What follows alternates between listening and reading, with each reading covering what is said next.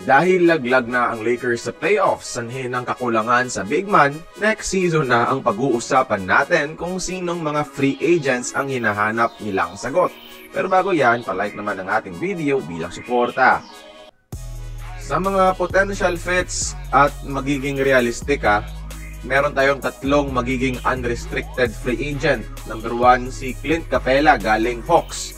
Isa to sa pinakamagaling na rim protector at rim runner sa panahon ni Prime James Harden. Bumaba man kalidad ng laro, he can still be a reliable center for the Lakers, lalo na sa playmaking ng Big 3. Perfect lob threat to at kayang maging anchor ng depensa.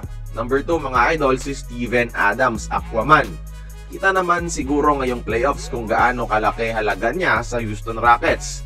Ito yung tipo na hindi umi-score, pero yung depensa at rebounding hindi matatawaran.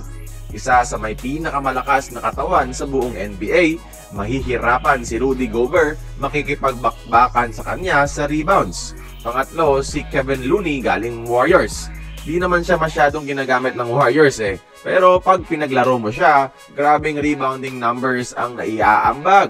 Umaabot mga ng higit 20 kada laro. Perfect din to sa pick and rolls dahil sa lapad ng katawan, pero hindi lang gaanong lob threat, which is okay lang din as long as may Jackson Hayes bilang backup.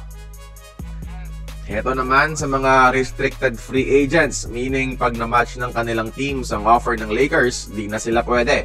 Pero sakaling hindi, number 1 talaga dito, si Miles Turner ng Pacers. No question, one of the best role player centers sa NBA ngayon at perfect sa Lakers dahil maliban sa pagiging defensive anchor rim protector, matinik na shooter din ito sa tres. Perfect pang stretch ng floor sa sistema ni Coach JJ Redick.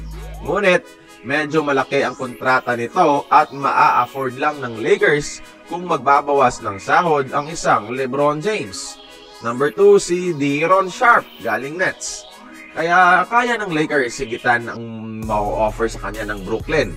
Medyo undersized, medyo nga lang, pero elite rebounder at isang puwersa sa depensa na kayang sumabay kay Luka at LeBron. 23 years old pa lang to, so pwedeng asset din for the future.